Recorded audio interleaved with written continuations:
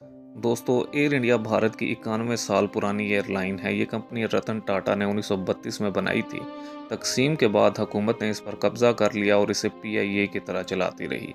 लेकिन फिर 28 जनवरी 2022 को टाटा ग्रुप ने $2.25 बिलियन में एयर इंडिया को दोबारा खरीद लिया और सिर्फ एक साल में यानी 24 फरवरी 2023 को सिविल एविएशन की तारीख का सबसे बड़ा धमाका कर दिया।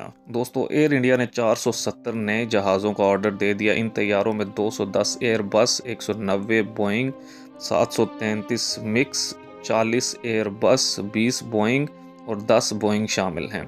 ये एविएशन इंडस्ट्री की आज तक की सबसे बड़ी डील है। इसकी मालियत $60 बिलियन है और ये इस मुल्क में हो रहा है जो 1990 की दहाई तक पाकिस्तान की तरक्की को हैरत से देखता था। ये खबर सुनने के बाद एक लम्हे के लिए रुकिए और सोचिए कि आज इंडिया कहाँ चला गया है और हम कहाँ आ गए हैं।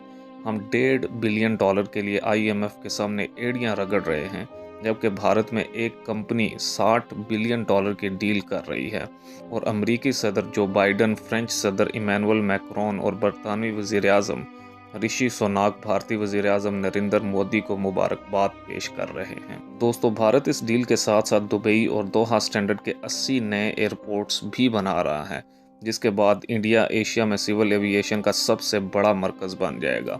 ये चीन को भी पीछे छोड़ देगा। एयर इंडिया से सालाना 7 करोड़ मुसाफिर दुनिया जहां की सैर करेंगे। आप दूसरी बार रुकिए और सोचिए कि क्या हम आज एयर इंडिया को पीआईए के साथ कंपेयर कर सकते हैं, और हम अगर करते हैं तो दोनों में कितना फ़र्क होगा। अगला सवाल, भारत और हम में क्या फ़र्क है? क्या ये सच नहीं है कि हमारी ज़बान, खाने, लिबास, कल्चर, रहन सहन में कोई फ़र्क नहीं है? गर्मी, सर्दी, गर्दो गुबार, रवैये, नफ़रत, मार धाड़ भी एक जैसी है और हम मसाले भी एक जैसे इस्तेमाल करते हैं, लेकिन वो आगे दौड़ रहे हैं और हम पीछे। आखिर क्यों? और तीसरा सवाल, क्या इस मुल्क में कोई शख्स कौमी ज़वाल की वजूहात पर गौर कर रहा है? और क्या हम रुक कर, ठहर कर और सांस लेकर अपनी गलतियों का एतराफ़ कर रहे हैं? दोस्तों, इसका सीधा साधा जवाब है 2 ख़ानदान जो हम पर पिछले 48 साल से मुसल्लत शुदा हैं।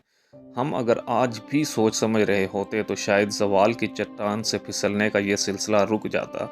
लेकिन जब कौमों की मत मारी जाती है तो फिर इन्हें धूप में पड़ी हकीकतें भी दिखाई नहीं देती।